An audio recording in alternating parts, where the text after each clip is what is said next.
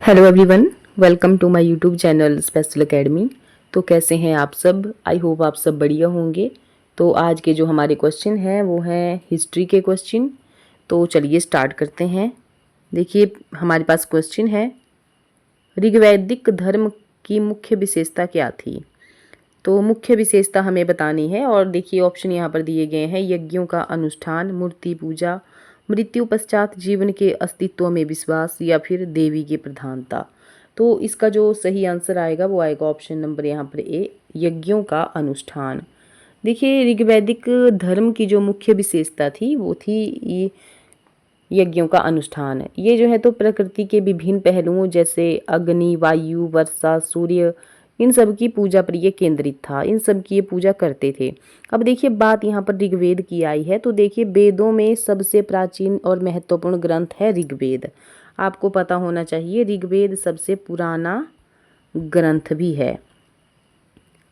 और ये जो है तो हिंदू धर्म का एक पवित्र ग्रंथ है और इसमें कितने सूक्त हैं? 1028 सूक्त हैं, 10 मंडल इसमें हैं और रचनाएं इसमें कितनी हैं? तो देखिए रचनाएं हैं इसमें 10,462 इसमें रचनाएं हैं। तो ये सब है इसमें। और इस वेद को पढ़ने वाले को क्या कहते हैं? तो होत्री कहते हैं, होत्री। इस वेद को पढ़ने वाले को कहते हैं होत्री। अच्छा, जो ऋग्वेद का तीसरा मंडल है उसमें क्या बताया गया है? ऋग्वेद के तीसरे मंडल में गायत्री मंत्र का यहाँ पर उल्लेख किया गया है। अच्छा, जो आठवां मंडल है उसमें क्या कहा गया है? तो जो हस्तलिखित रचनाएं हैं हमारी उनको खिल कहा जाता है, ये सब उसमें बताया गया है। जो 10वां मंडल है, 10वें मंडल में क्या बताया गया है? देखिए ये जो 10वां मंडल है, ऋग्वेद का 10वां मंडल, इससे जो है तो क्वेश्चन बहुत बार पेपर में बनता है कि ऋग्वेद के 10वें मंडल में क्या बताया गया है। तो यहाँ पर जो है तो देखिए पुरुष सूक्त का जो है तो वर्णन किया गया है, पुरुष सूक्त का। अब ये पुरुष सूक्त क्या है? तो इसमें ये बताया गया है कि जो ब्रह्मा है, ब्रह्मा के जो अंग हैं उनसे जो है तो 4 वर्णों की उत्पत्ति हुई है, जैसे ब्राह्मण, क्षत्रिय, वैश्य और शूद्र। ये जो है तो उसमें बताया गया है 10वें मंडल में।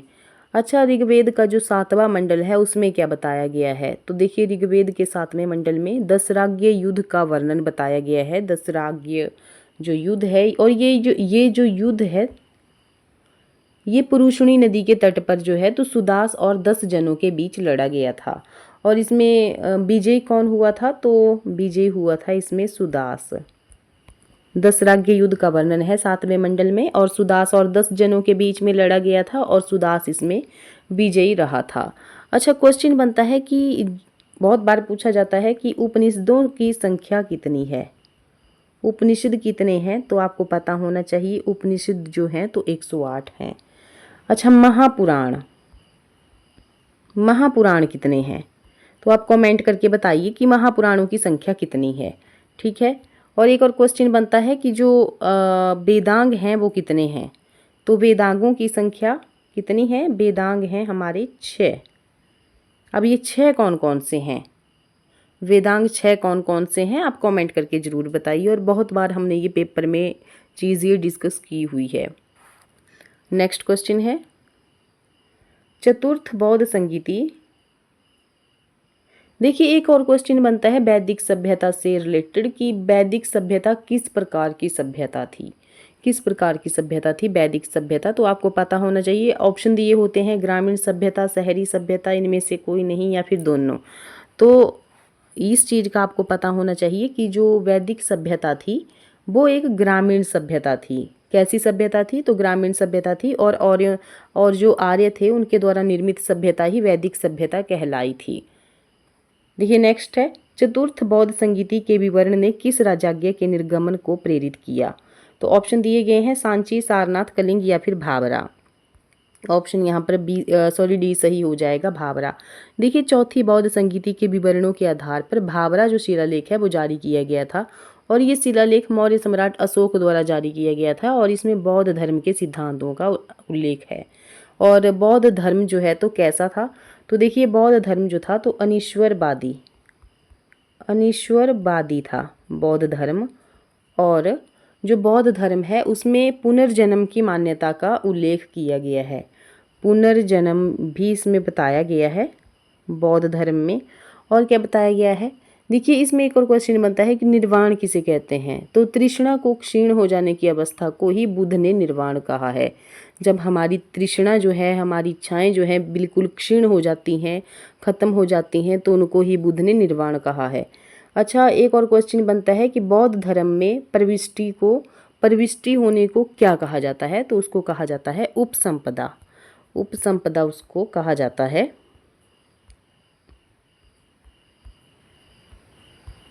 ठीक है। और देखिए बौद्ध धर्म के त्रिरत्न कौन कौन हैं। त्रिरत्न है बौद्ध धर्म के बुद्ध, धम्म और संघ। ये जो है तो बौद्ध धर्म के त्रिरत्न हैं। ये बात आपको ध्यान रखनी है। उसी तरह से क्वेश्चन बनता है, अब हम बौद्ध धर्म के बारे में डिस्कस कर रहे हैं तो एक क्वेश्चन बहुत इंपॉर्टेंट है इसकी, बौद्ध संगीतियाँ। अच्छा, जो बौद्ध संगीतियाँ हैं वो उनसे बहुत बार जो है तो क्वेश्चन बनता है। तो सबसे पहले देखिए बनता है कि प्रथम बौद्ध संगीति कब हुई थी। तो 483 ईस्वी पूर्व में जो है तो प्रथम बौद्ध संगीति हुई थी। अच्छा, हुई कहाँ थी। तो देखिए राजगृह में जो है तो ये प्रथम बौद्ध संगीति हुई थी। अच्छा, इसके अध्यक्ष कौन थे। तो महाकश्यप जो थे तो इसके अध्यक्ष थे। और शासनकाल किसका था। तो देखिए शासनकाल था यहाँ पर अजात शत्रु का। उसी तरह से क्वेश्चन बनता है कि द्वितीय जो बौद्ध संगीति थी वो कब हुई थी। तो 383 ईस्वी पूर्व में हुई थी। कहाँ हुई थी। तो देखिए वैशाली में जो है तो वो बौद्ध संगीति हुई थी। अध्यक्ष कौन थे उस टाइम। तो सबाकामी थे। और वहाँ पर शासनकाल किसका था। तो कालाशोक का वहाँ पर शासन था। और उसी तरह से बनता है जो तीसरी बौद्ध संगीति थी वो कब हुई थी। तो 255 ईस्वी पूर्व में हुई थी। अच्छा, वहाँ ये स्थान कौन सा था। तो ये तो बहुत बार पूछा गया है कि तृतीय बौद्ध संगीति कहाँ पर हुई थी।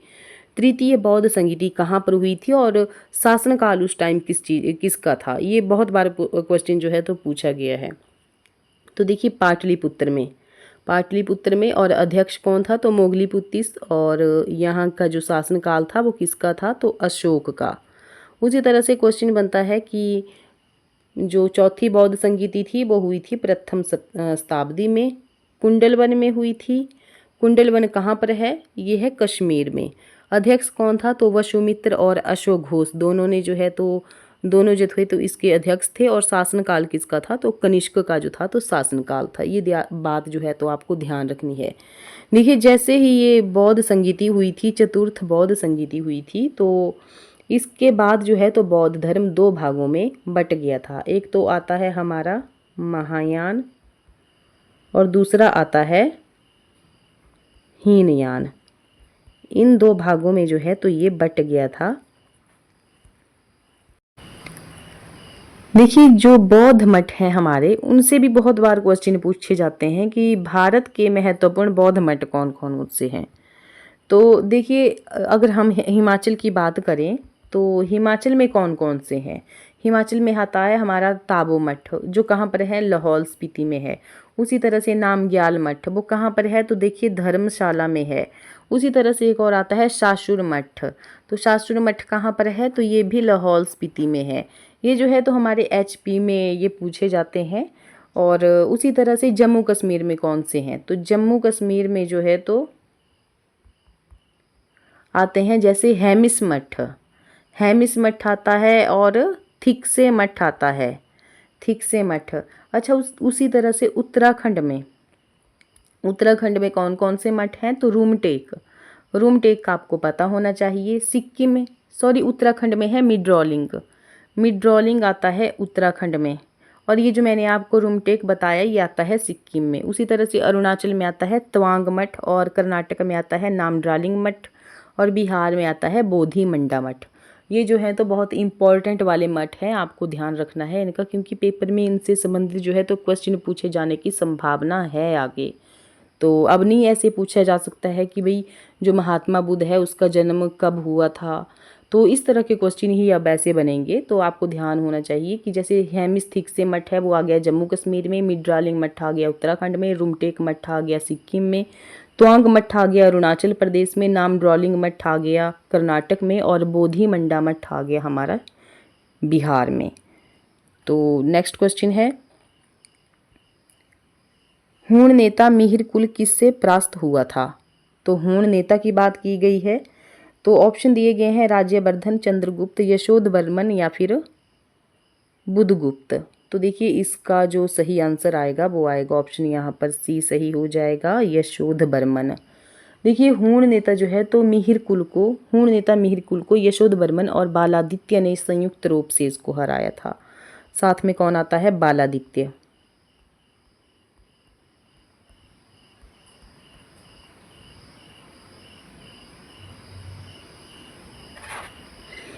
ठीक है, तो कब हराया था? तो 528 ईस्वी पूर्व में यशोधवर्मन और गुप्त शासक नरसिंह गुप्त बालादित्य के नेतृत्व में भारतीय शासकों के एक संघ ने मिहिर कुल को हराया था। देखिए कब हराया था? तो 528 ईस्वी पूर्व में हराया था। एक तो आ गया हमारा यशोधवर्मन और दूसरा आ गया नरसिंह गुप्त, जो गुप्त साम्राज्य का था, ये बालादित्य और यशोधवर्मन 528 ईस्वी पूर्व में ये मिहिर कुल को इन्होंने हराया था। देखिए ये जो मिहिर कुल था ये एक क्रूर और निर्दयी शासक था, जो अपने क्रूर और निर्दयी स्वभाव के लिए जाना जाता था। उसने भारत के कई हिस्सों पर आक्रमण किया और मथुरा जैसे शहरों को इसने लूटा था। देखिए इस हार के बाद जब मिहिर कुल यशोधवर्मन और बालादित्य से हार इसकी हो गई थी, तो ये कहाँ चला गया था? तो कश्मीर चला गया था और वहाँ का शासक बन गया था। उसी तरह से एक क्वेश्चन बनता है कि औलिकर वंश, देखिए औलिकर वंश के बारे में पूछा जाता है। औलिकर वंश, इसका संस्थापक कौन था? तो इसका संस्थापक था जयवर्मन। औलिकर वंश का संस्थापक था जयवर्मन, और उसने जो है तो दशपुर, वर्तमान जो मंदसौर है, इस राजवंश की इसने स्थापना की थी, और मंदसौर में ही यशोधवर्मन और मिहिर कुल के बीच युद्ध हुआ था। ठीक है, बढ़ते हैं हम नेक्स्ट क्वेश्चन की तरफ। किस राजपूत राजवंश ने अकबर के सामने समर्पण नहीं किया? तो ऑप्शन दिए गए हैं परमार, प्रतिहार, राठौर या फिर सिसोदिया। ऑप्शन यहाँ पर डी सही हो जाएगा, सिसोदिया राजवंश ने। ये अपने को सूर्यवंशी भी कहते थे। क्या कहते थे? तो सूर्यवंशी कहते थे, और मेवाड़ की राजधानी चित्तौड़ थी।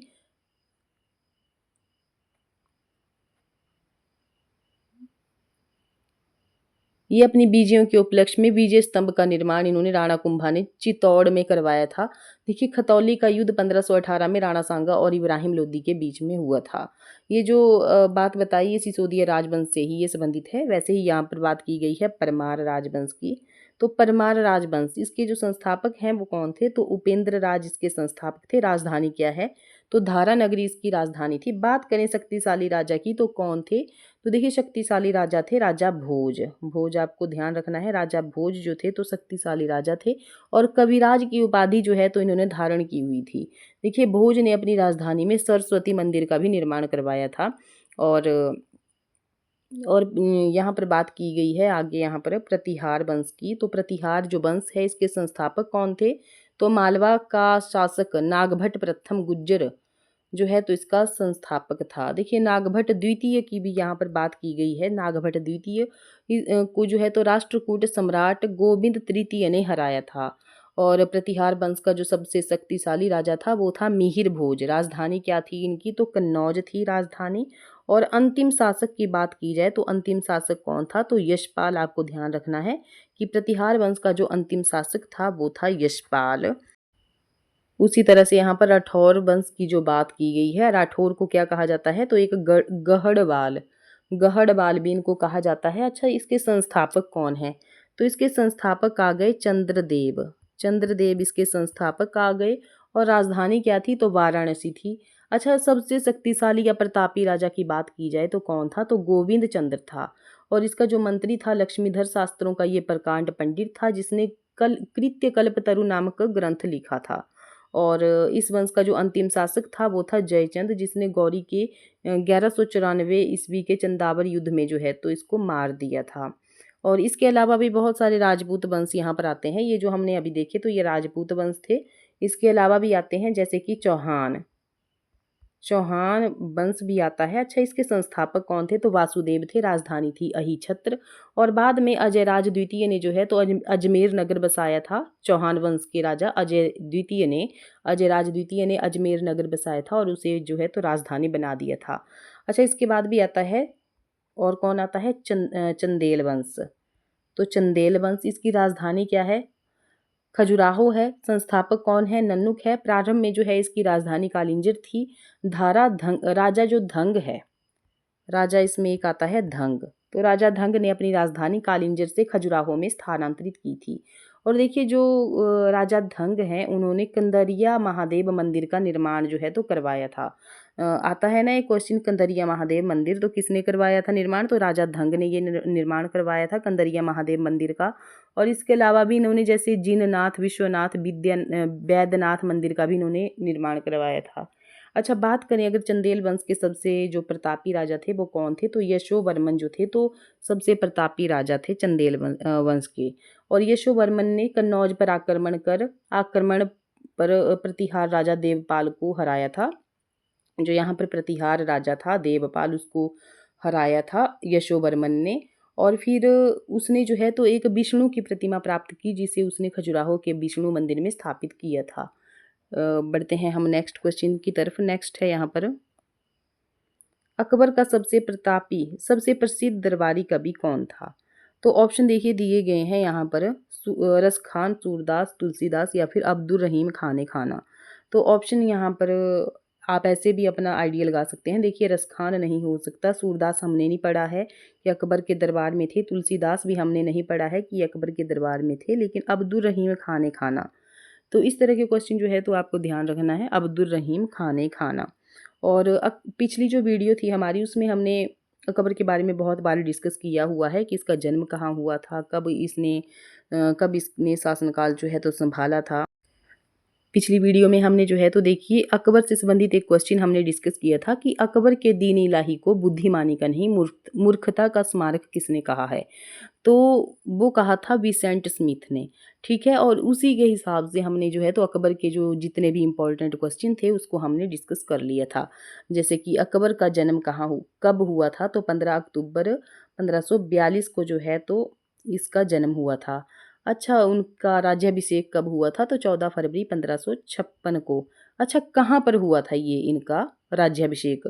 पेपर में बहुत ही बार पूछा गया है कि जो अ, अकबर हैं, अकबर का राज्याभिषेक कहाँ पर हुआ था और कब हुआ था? तो मैंने डेट आपको बता दी 14 फरवरी 1556, लेकिन हुआ कहाँ पर था ये आपको कमेंट करके बताना है। और उसी तरह से क्वेश्चन पूछा जाता है कि ये जो अकबर था, अकबर के शासनकाल में उसके समकालीन शासक कौन थे? जैसे मैंने आपको बताया था रानी एलिजाबेथ थी जो कि इंग्लैंड की थी, शाह अब्बास था जो कि ईरान का था, फिर जार ईवान चतुर्थ था वो जो कि कहाँ का था? रूस का था। उसी तरह से अकबर के मैंने आपको बहुत बार जो है तो महत्वपूर्ण कार्य बताए हैं। सबसे पहले हम जो है तो सीक्वेंस वाइज चलेंगे। जैसे सबसे पहले आता है दास प्रथा, उसका अंत किया था 1562 में। उसी तरह से आता है अकबर को हरमदल से मुक्ति कब मिली? तो 1562 में ही। उसी तरह से अगला क्वेश्चन बनता है तीर्थ यात्रा कर समाप्त कब किया गया? तो 1563 में। अच्छा, जजिया कर समाप्त ये 1564 में। फिर उसके बाद जो है तो फतेहपुर सिकरी की स्थापना 1571 में। फिर फतेहपुर सिकरी की जो स्थापना है वो की गई थी। और राजधानी का आगरा से फतेहपुर सिकरी का स्थानांतरण कब किया गया? वो भी 1571 में किया गया। अच्छा, इबादत खाने की स्थापना कब की गई थी? तो 1575 में की गई थी। उसके बाद जो है तो जब इबादत खाने की स्थापना हो गई 1575 में, तो उसके बाद इबादत खाने में सभी धर्मों के लोगों के प्रवेश की अनुमति जो है तो 1578 में 78 में जो है तो दी गई थी। उसी तरह से मजहर की घोषणा कब की गई? तो मजहर की घोषणा जो है तो 1579 में की गई थी। फिर दीन इलाही की स्थापना, ये तो बहुत ही ज़्यादा इंपॉर्टेंट है, दीन इलाही की स्थापना तो 1582 में। उसी तरह से इलाही संबत की शुरुआत 1583 में। फिर उसी तरह से राजधानी लाहौर को स्थानांतरित कब की गई? 1585 में।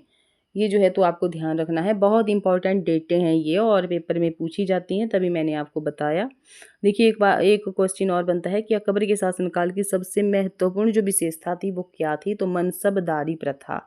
और एक क्वेश्चन और बनता है कि अकबर के समकालीन प्रसिद्ध सूफी संत कौन थे? तो आपको ध्यान रखना है शेख सलीम चिश्ती। और ये जो शेख सलीम चिश्ती है तो सलीम जो है तो इन्होंने इनके नाम पर ही अपने पुत्र का नाम सलीम रखा था, जो कि बाद में किस नाम से जो है तो प्रचारित हुआ था? तो जहांगीर के नाम से। जहांगीर का नाम वैसे क्या है? तो सलीम ही है, या ये आपको ध्यान रखनी है बात। बढ़ते हैं हम नेक्स्ट क्वेश्चन की तरफ। नेक्स्ट है, विक्रमशिला में प्रसिद्ध मठ की स्थापना किसके द्वारा की गई थी? ऑप्शन दिए गए हैं और इसका जो सही आंसर आएगा वो आएगा पाल। किसके द्वारा जो है तो इसकी स्थापना की गई थी? तो पाल वंश के द्वारा। अच्छा, पाल वंश के राजा धर्मपाल द्वारा जो है तो इसकी स्थापना की गई थी, और उन्होंने जो है तो 8वीं शताब्दी के अंत और 9वीं शताब्दी के प्रारंभ में इसका निर्माण करवाया था। अच्छा, पाल वंश के संस्थापक कौन हैं? तो देखिए, गोपाल जो हैं तो पाल वंश के संस्थापक हैं, ये बात आपको ध्यान रखनी है। और गोपाल के बाद ही इनका पुत्र जो है तो धर्मपाल गद्दी पर बैठा था। नेक्स्ट है, महाभारत को और किस नाम से जाना जाता है? तो महाभारत को जो है तो आपने पढ़ा होगा जय संहिता। तो जय संहिता यहाँ पर कहीं भी नहीं है, तो जय के नाम से ये क्या लिखा है यहाँ पर? जयनामा। तो ये जो है तो यहाँ पर राइट आंसर हो जाएगा। तो ये थे हमारे आज के कुछ इंपॉर्टेंट क्वेश्चन। और आपको वीडियो कैसी लगी है कमेंट सेक्शन में ज़रूर बताएं। वीडियो अच्छी लगी है तो लाइक करें, शेयर करें, कमेंट करें। और पहली बार चैनल पर विजिट कर रहे हैं तो चैनल को सब्सक्राइब जरूर करें। मिलते हैं हम नेक्स्ट वीडियो में। Thank you.